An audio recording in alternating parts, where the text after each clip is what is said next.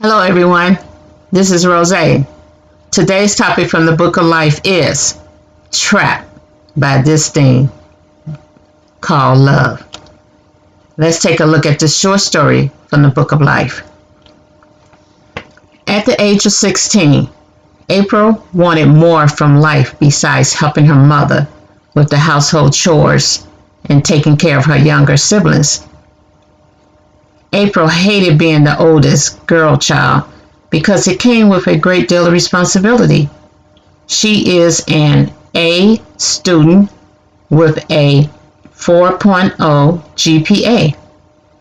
Each time April would talk to her mother about joining an after-school curriculum such as band, track, or cheerleader, her mother would minimize the activity by telling April it has no substance or add any value to your life. April was known as a social misfit among her classmates. Because April grew up in the era when computers was not a household name, she would often tell her mother she needed to do research for a school project or paper. April's mother would allow her to go to the local library for approximately 90 minutes after school. April would go at least 2 to 3 times a week to the library. She would use this time at the library to read romance novels. April would often fantasize about dating a guy just like the person in the novel. After graduating from high school, April got a part-time job at the library while attending community college. Her mother still forbids any activity outside of work and school. April knew the only way she would be able to experience life is to move out of her mother's home.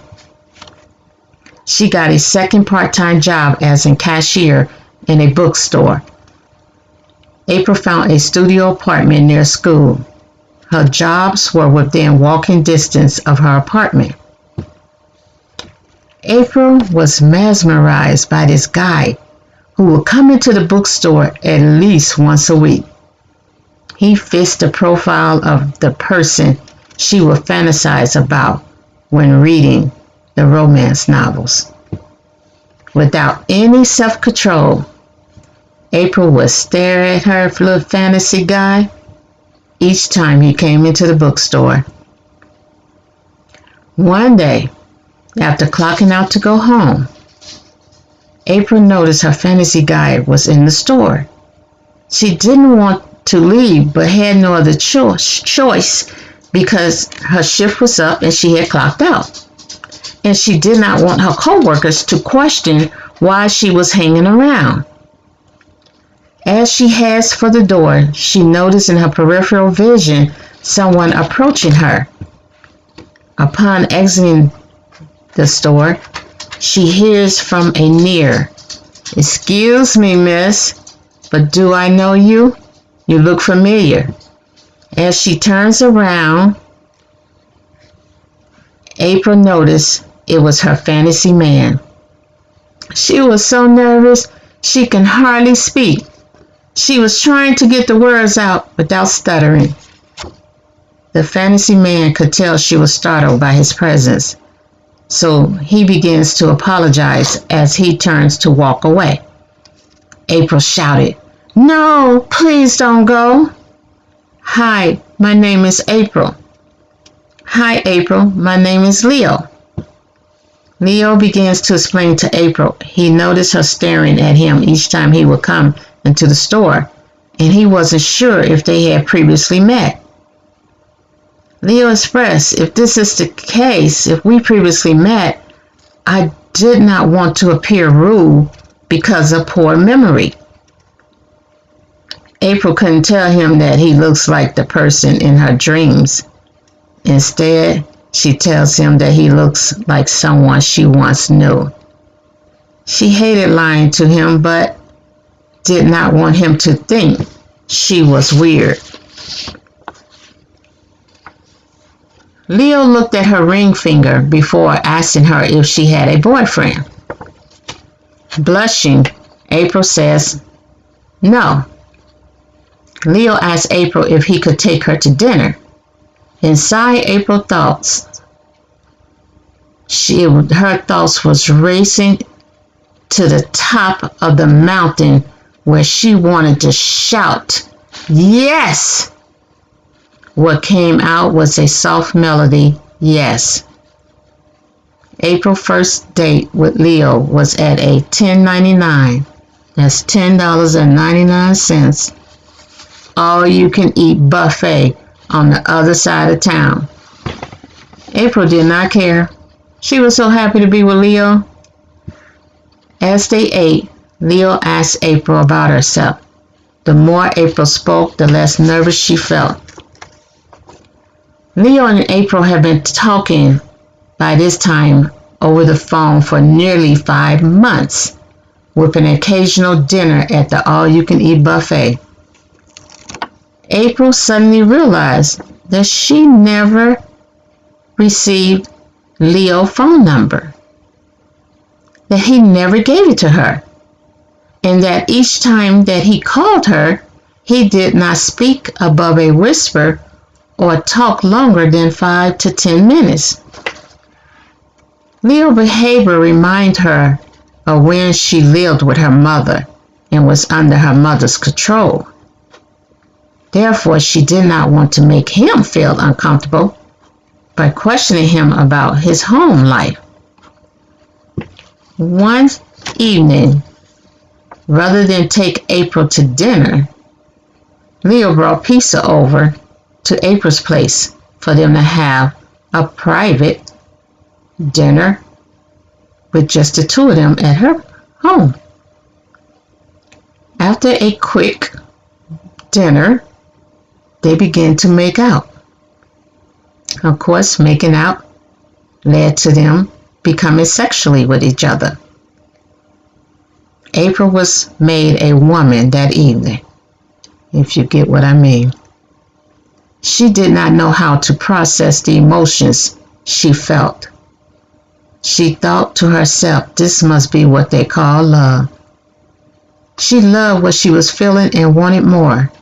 She wanted Leo to wrap his arms around her afterwards and hold her. Instead, he got up, went to the bathroom before heading home.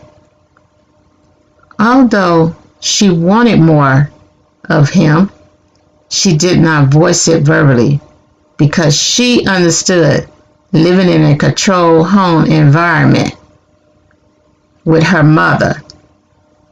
She did not want Leo to feel the same embarrassment. She did not want to make him uncomfortable by asking about his home environment. Leo no longer took April on the other side of town for dinner. The routine had now changed to Leo bringing pizza for dinner once a week to April's place, with him leaving immediately after they have sex. 1 month before April's graduation from community college, she finds out she is pregnant. Also, she had applied for a full-time administration job at the college and was waiting to hear back the results of her interview. She was hoping for good news so that she can tell Leo all the good news at once. When Leo called her that evening for their brief 10-minute conversation, she asked him, could they do something special to celebrate her graduation? "What would you like to do?" asked Leo. "I would like to go to a fancy restaurant for dinner," replied April. "Okay, there's an Applebee's on the other side of town, near that buffet restaurant you and I went to." April was excited. She didn't care. The next day, April was offered the position as an administration clerk at the college. She could now quit both her part-time jobs for a position with benefits that pays triple the amount of both her part-time jobs combined. The evening after graduation, April and Leo is enjoying dinner at Applebee's when April shares the good news with Leo. She started the conversation by telling him about her new position. Leo was so proud of her that he expressed it to her. However, when she told him about the good news of them becoming parents because she was pregnant, he almost fell out his seat. He begins to choke on his drink. Everyone in the restaurant looked in their direction as April pats him on the back, trying to help the liquid pass through his system without any further complications. Once he finished coughing, April asked him, "Are you okay?" "Hell no," shouted Leo.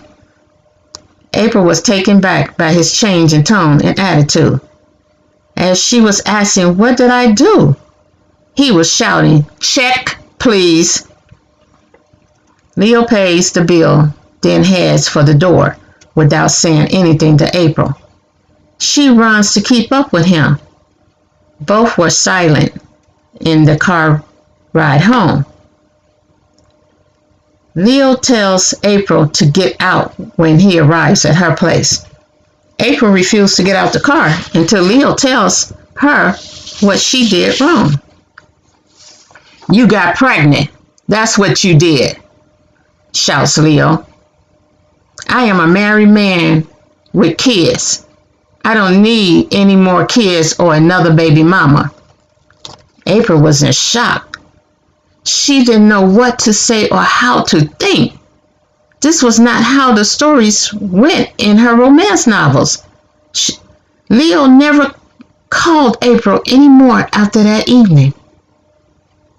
He was so angry, he just ghosted her.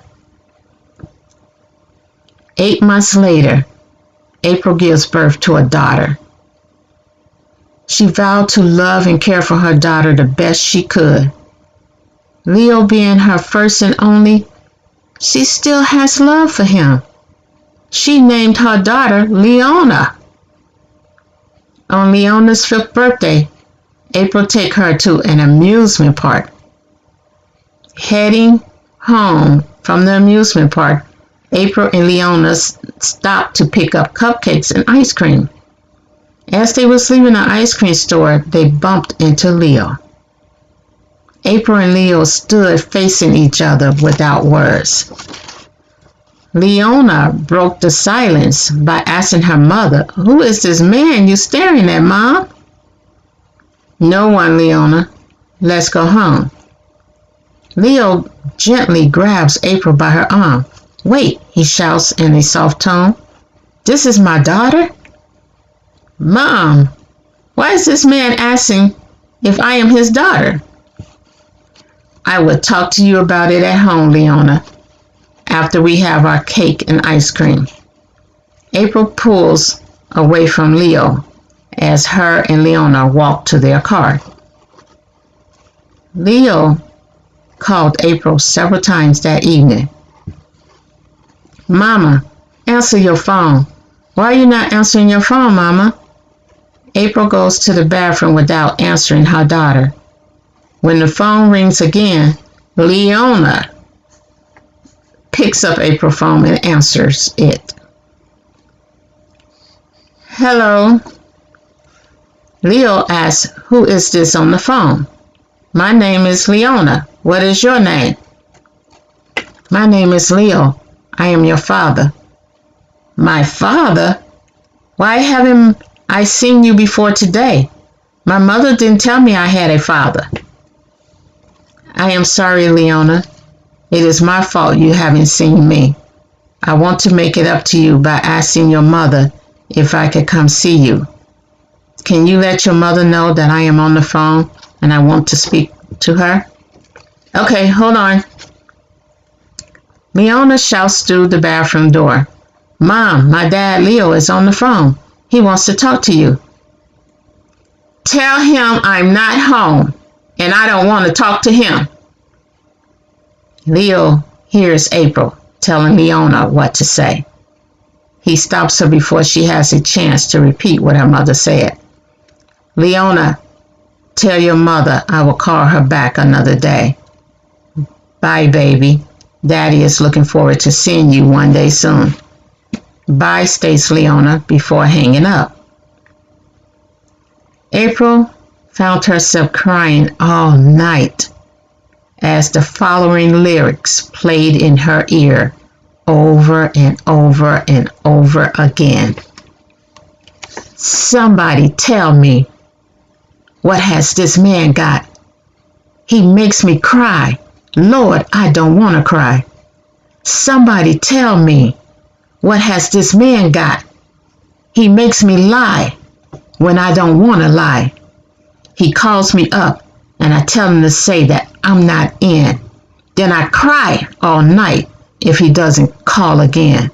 I'm slowly losing my ground. I'm slowly sinking down. I'm trapped by this thing they call love. Click the thumbs up and the subscribe button to receive notifications of more articles from the Book of Life. Be blessed and safe. Peace.